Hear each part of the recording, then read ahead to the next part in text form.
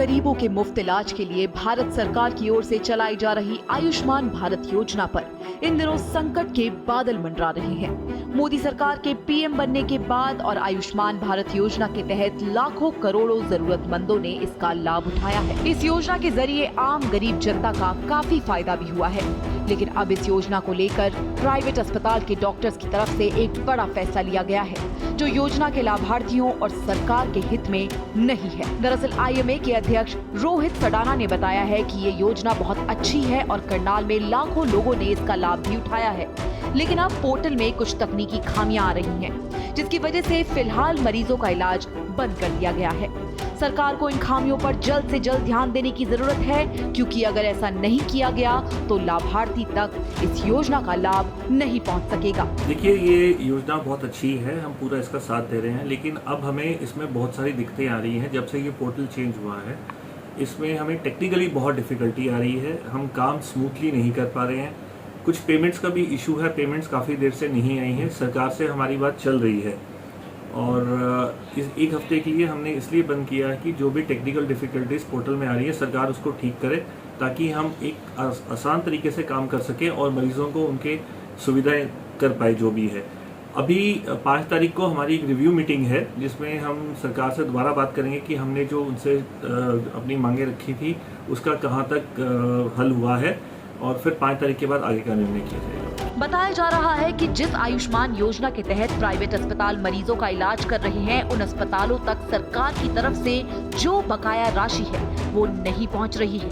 अकेले करनाल जिले के 18 करोड़ रुपए बकाया है। वहीं पूरे हरियाणा की बात करें तो 230 करोड़ के आसपास बकाया है। ऐसे में डॉक्टर्स ने हाथ खड़े कर दिए हैं और वो आयुष्मान योजना के तहत इलाज नहीं करेंगे जब तक सरकार उनकी बकाया राशि और उनकी मांगों पर विचार नहीं करती। पेमेंट जो है पिछले साल की भी अटकी हुई है, और अभी मान के चले तो 230 करोड़ के आसपास की पेमेंट जो स्टेट की है, जो फिगर आ रही है, और करनाल की 18 करोड़ की कम से कम है। सर, काफ़ी मरीज ऐसे हैं जो आयुष्मान कार्ड पर ही निर्भर हैं, क्योंकि काफ़ी गरीब फैमिली है। उन लोगों को आपकी तरफ से क्या कुछ मैसेज रहेगा, क्योंकि 5 तारीख तक तो बंद रहेगा इलाज, आगे किस तरह से चलेगा? देखिए, जो इमरजेंसी वाले केसेस हैं, हम कोशिश कर रहे हैं कि उनका इलाज जहाँ पे हम उनको रेफर कर सकते हैं वहाँ रेफर कर रहे हैं, और बाकी जैसे ही हमारी सुविधाएं जो हैं, जैसे ही हमारी चीज़ें जो हैं ठीक होती हैं, तो आगे इलाज उनका कंटिन्यू रहेगा। बंद करने की बात हमने कभी स्ट्राइक की बात हमने नहीं करी। डॉक्टर साहब, हो सकता है आने वाले समय 5 तारीख को कोई बड़ा निर्णय भी लिया जा सके?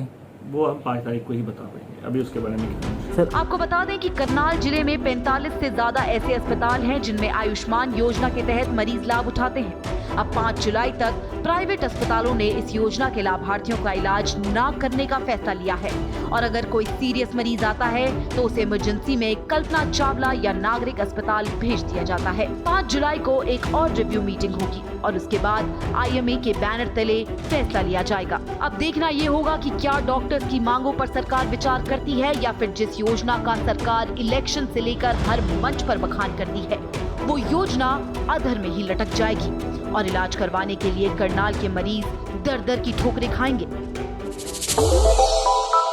श्रेष्ठ भारत पर खबरों से जुड़े रहने के लिए चैनल को सब्सक्राइब और लाइक करें, बेल आइकन दबाएं और देखते रहें श्रेष्ठ भारत।